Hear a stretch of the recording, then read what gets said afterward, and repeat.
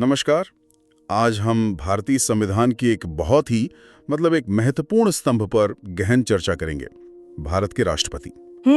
UPSC, state PCS और दूसरी सभी प्रतियोगी परीक्षाओं के लिए राष्ट्रपति से संबंधित अनुच्छेद और उनकी शक्तियां, ये सब अत्यंत महत्वपूर्ण है। बिल्कुल। प्रीलिम्स में तो डायरेक्ट आर्टिकल बेस्ड क्वेश्चंस आते हैं और मेंस में राष्ट्रपति की भूमिका, उनकी शक्तियों की सीमाएं और संसदीय प्रणाली में उनके पद की प्रासंगिकता पर एनालिटिकल सवाल पूछे जाते हैं। हाँ, तो आज हम हर अनुच्छेद की बारीकियों को समझेंगे। तो चलिए इस विषय की परतों को एक एक कर खोलते हैं और अनुच्छेद 52 से शुरू करते हैं। चलिए। तो अनुच्छेद 52 कहता है भारत का एक राष्ट्रपति होगा। ये तो बहुत सीधा है, लेकिन मुझे लगता है यहीं से नींव रखी जाती है। हाँ, ये article of the constitution Bharat में राष्ट्रपति के पद की स्थापना करता है, पर इसके ठीक बाद आता है आर्टिकल 53, जो एग्जीक्यूटिव पावर या कार्यपालिका शक्ति की बात करता है। राइट। इसमें एक बहुत महत्वपूर्ण न्यूआंस है, वो ये कि संघ की कार्यपालिका शक्ति राष्ट्रपति में निहित होगी, लेकिन, और ये लेकिन बहुत जरूरी है, वो इसका प्रयोग प्रधानमंत्री और मंत्रिपरिषद की सलाह पर ही करेंगे। अच्छा, तो मतलब नाम राष्ट्रपति का, लेकिन काम प्रधानमंत्री का। एग्जैक्टली। और यही भारत की संसदीय प्रणाली का मूल सिद्धांत है। और इस पद के लिए निर्वाचन कैसे होता है? अनुच्छेद 54 में इसका जिक्र है। हाँ, और ये प्रीलिम्स के लिए एक हॉट टॉपिक है, इलेक्टोरल कॉलेज। इसे ध्यान से नोट करना चाहिए। कौन कौन शामिल है इसमें? देखिए, इसमें पहला, संसद के दोनों सदनों के निर्वाचित सदस्य, इलेक्टेड मेंबर्स। ठीक है। दूसरा, राज्यों की विधानसभाओं के निर्वाचित सदस्य। अच्छा, यहाँ निर्वाचित शब्द पर आप जोर दे रही हैं। हाँ, ये बहुत जरूरी है, क्योंकि नॉमिनेटेड मेंबर्स यानी मनोनीत सदस्य इस चुनाव में हिस्सा नहीं लेते। ये एस्पिरेंट्स अक्सर गलती कर देते हैं। वहाँ निर्वाचन की प्रणाली, आर्टिकल 55। हाँ, प्रणाली है आनुपातिक प्रतिनिधित्व प्रणाली, मतलब प्रोपोर्शनल रिप्रेजेंटेशन सिस्टम, जिसके लिए सिंगल ट्रांसफरेबल वोट का इस्तेमाल होता है, और ये एक गुप्त मतदान, सीक्रेट बैलेट होता है। ये टेक्निकल टर्म्स परीक्षा में सीधे पूछे जा सकते हैं। ठीक है। तो एक बार निर्वाचित होने के बाद राष्ट्रपति का कार्यकाल कितना होता है? अनुच्छेद 56। कार्यकाल 5 वर्ष का होता है। एस्पिरेंट्स को ये भी याद रखना चाहिए कि राष्ट्रपति अपना इस्तीफा, रेजिग्नेशन उपराष्ट्रपति को सौंपते हैं। और उन्हें पद से हटाने की प्रक्रिया? वो है महाभियोग यानी इम्पीचमेंट, जिसका जिक्र आर्टिकल 61 में है, जिस पर हम आगे बात करेंगे। बिल्कुल। अच्छा, क्या कोई व्यक्ति दोबारा राष्ट्रपति बन सकता है? आर्टिकल 57 इस पर क्या कहता है? हाँ, भारत में आर्टिकल 57 के तहत कोई भी व्यक्ति कितनी भी बार राष्ट्रपति पद के लिए पुनर्निर्वाचित, री इलेक्टेड हो सकता है। इस पर कोई सीमा नहीं है। अमेरिका की तरह नहीं है, जहां सिर्फ 2 बार की सीमा है। नहीं, बिल्कुल नहीं। अब बात करते हैं पात्रता या क्वालिफिकेशंस की, जो आर्टिकल 58 में दी गई हैं। इसे पॉइंट वाइज याद रखना बहुत जरूरी है। 4 मुख्य योग्यताएं हैं। क्या क्या है वो? पहला, वो भारत का नागरिक हो। ठीक है। दूसरा, उसकी आयु 35 वर्ष पूरी हो चुकी हो। ये एज लिमिट जरूर नोट करें। 35 वर्ष। ओके। तीसरा, उसमें लोकसभा का सदस्य बनने की योग्यता हो। और चौथा, वह किसी भी लाभ के पद पर, मतलब ऑफिस ऑफ प्रॉफिट पर न हो। और आर्टिकल 59 में पद की शर्तें दी गई हैं, वो क्या हैं?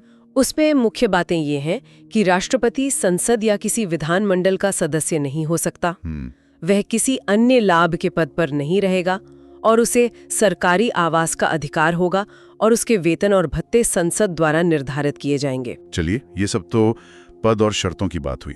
अब पद ग्रहण करने से पहले शपथ, ओथ का प्रावधान है आर्टिकल 60 में। हाँ, राष्ट्रपति संविधान की रक्षा और भारत की संप्रभुता व अखंडता बनाए रखने की शपथ लेते हैं। अब आते हैं सबसे महत्वपूर्ण प्रक्रियाओं में से एक पर, महाभियोग, इम्पीचमेंट, अनुच्छेद 61।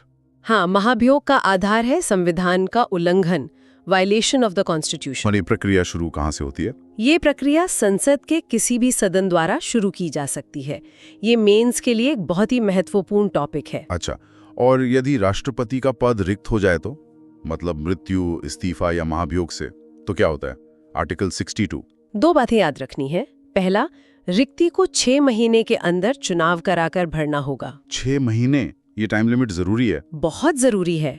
और दूसरा, इस बीच की अवधि में उपराष्ट्रपति राष्ट्रपति के रूप में कार्य करेगा। चलिए, अब हम राष्ट्रपति की शक्तियों पर चर्चा करते हैं। शुरुआत करते हैं आर्टिकल 72 से, जो क्षमा शक्ति पार्डन पावर से संबंधित है। बिल्कुल। राष्ट्रपति को क्षमा यानी पार्डन, दंड कम करने, कम्यूट और यहाँ तक कि मृत्यु दंड को भी माफ करने का अधिकार है। तो ये उनकी न्यायिक शक्ति का हिस्सा हुआ। हाँ, एक तरह से ये उनकी न्यायिक शक्ति का हिस्सा है। आर्टिकल 74 मंत्री परिषद की सलाह के बारे में है। हमने इसकी बात शुरू में भी की थी। हाँ, और ये आर्टिकल 53 को मजबूती देता है। ये स्पष्ट करता है कि राष्ट्रपति मंत्रिमंडल की सलाह से बंधे हुए हैं। मतलब उन्हें सलाह माननी ही होगी। हाँ, सोर्स में 42वें और 44वें संविधान संशोधनों का जिक्र है, जिन्होंने इस प्रावधान को और मजबूत किया। अब आते हैं नियुक्ति संबंधी शक्तियों पर। आर्टिकल 75 और 76। आर्टिकल 75 के तहत राष्ट्रपति प्रधानमंत्री की नियुक्ति करते हैं और आर्टिकल 76 के तहत वो भारत के महान्यायवादी मतलब अटॉर्नी जनरल ऑफ इंडिया की नियुक्ति करते हैं। ये दोनों डायरेक्ट फैक्ट्स हैं प्रीलिम्स के लिए। और प्रधानमंत्री और राष्ट्रपति के बीच संवाद का क्या प्रावधान है, मतलब कम्युनिकेशन का? आर्टिकल 78। हाँ, ये प्रधानमंत्री का कर्तव्य है कि वो मंत्रिमंडल के सभी निर्णयों और नीतियों की जानकारी राष्ट्रपति को दें। तो राष्ट्रपति एक तरह से इन्फॉर्म्ड रहते हैं। बिल्कुल, उन्हें हर चीज की जानकारी होनी चाहिए। अब विधायी शक्तियों, लेजिस्लेटिव पावर्स को देखते हैं, जैसे संसद का सत्र बुलाना।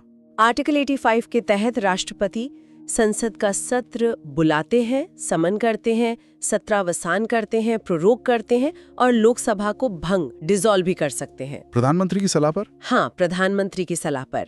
आर्टिकल 86 के तहत वो संसद को संबोधित कर सकते हैं और आर्टिकल 87 में उनके विशेष अभिभाषण स्पेशल एड्रेस का प्रावधान है। ये स्पेशल एड्रेस कब होता है? ये आम चुनाव के बाद पहले सत्र में और हर साल के पहले सत्र में होता है। अच्छा, और विधेयकों पर अनुमति यानी वीटो पावर, आर्टिकल 111, ये बहुत दिलचस्प है। हाँ, ये बहुत दिलचस्प है। जब कोई विधेयक राष्ट्रपति के पास आता है तो उनके पास 3 मुख्य विकल्प होते हैं। क्या क्या है? 1, विधेयक पर हस्ताक्षर कर दे, 2, उसे पुनर्विचार के लिए वापस भेज दे, या 3, पॉकेट वीटो का प्रयोग करे। पॉकेट वीटो मतलब उस पर कोई निर्णय ही ना लेना? बिल्कुल, ना हाँ कहना ना कहना, बस उसे अपने पास रख लेना। और अंत में सबसे महत्वपूर्ण आपातकालीन शक्तियां, इमरजेंसी पावर्स। हाँ, 3 आर्टिकल्स हैं जिन्हें आपको कंठस्थ करना है। कौन कौन से? पहला आर्टिकल 352 राष्ट्रीय आपातकाल। ये युद्ध, बाहरी आक्रमण या सशस्त्र विद्रोह, आर्म्ड रिबेलियन के आधार पर लगाया जाता है। सशस्त्र विद्रोह, हाँ, ये शब्द बाद में जोड़ा गया। दूसरा आर्टिकल 356 राष्ट्रपति शासन। जब किसी राज्य में संवैधानिक तंत्र विफल हो जाता है, इसे स्टेट इमरजेंसी भी कहते हैं और ये अक्सर विवादों में रहता है। बिल्कुल। और तीसरा है आर्टिकल 360 वित्तीय आपातकाल, फाइनेंशियल इमरजेंसी, जब भारत की वित्तीय स्थिरता को खतरा हो। तो आज की इस गहन चर्चा के मुख्य बिंदु क्या हैं जिन्हें एक एस्पिरेंट को हमेशा याद रखना चाहिए? एक त्वरित पुनरीक्षण हो जाए। बिल्कुल, कुछ की फैक्ट्स को क्विकली रिवाइज करते हैं। पहली बात, राष्ट्रपति भारत के संवैधानिक प्रमुख हैं, लेकिन वास्तविक शक्ति मंत्रिपरिषद के पास है। सही है, पार्लियामेंट्री सिस्टम। बिल्कुल। दूसरी बात, राष्ट्रपति का चुनाव अप्रत्यक्ष इनडायरेक्ट होता है, इलेक्टोरल कॉलेज के जरिए। सही। और तीसरी और सबसे जरूरी मुख्य अनुच्छेद जो बार बार पूछे जाते हैं, 54 जो निर्वाचन से जुड़ा है, 61 महाभियोग, 72 क्षमा शक्ति, 111 वीटो। और आपातकाल से जुड़े तीनों 352, 356 और 360। एग्जैक्टली, ये बिल्कुल याद होने चाहिए। आज हमने भारत के राष्ट्रपति से जुड़े हर महत्वपूर्ण संवैधानिक प्रावधान पर विस्तार से चर्चा की। अंत में मैं सभी एस्पिरेंट्स के लिए एक विचार छोड़ना चाहूंगी। जरूर। हमने देखा कि राष्ट्रपति की शक्तियां मंत्री परिषद की सलाह से बंधी हैं, लेकिन कुछ विवेकाधीन शक्तियां, डिस्क्रिशनरी पावर्स भी हैं। जैसे? खासकर तब जब किसी पार्टी को स्पष्ट बहुमत न मिले, तब प्रधानमंत्री किसे नियुक्त करना है, ये राष्ट्रपति का विवेक होता है। हाँ, ये एक बहुत ही महत्वपूर्ण स्थिति बन जाती है। बिल्कुल।